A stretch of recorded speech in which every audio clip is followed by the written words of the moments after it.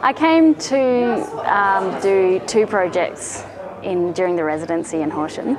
The first one was a kind of get to know you kind of series of workshops with kids, and from that I was intending on working with a few kids to continue the second project.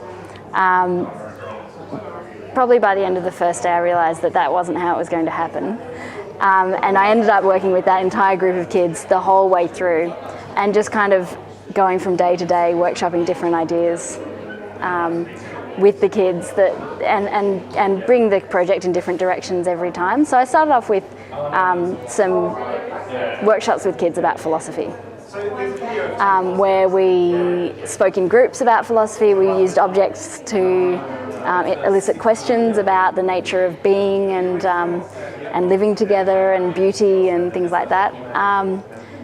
And then from that I've made a short documentary of that process.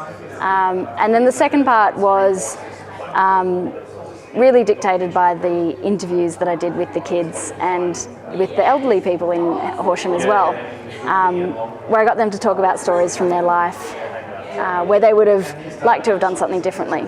So from that I gathered bits of advice that I then workshopped in more formal ways with the children.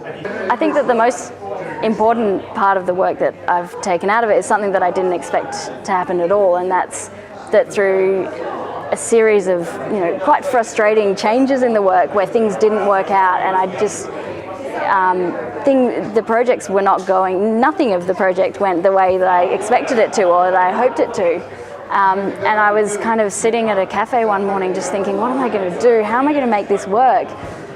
And thinking about just all the interactions that I had with the children and their parents and the elderly people that I was working with and all the problems I was coming up against and what I'd learnt from it, and the observations that I'd made and the lessons that I'd learnt from the people that I'd spoken to about life, about being a woman, about living in the country, about being a parent or a child.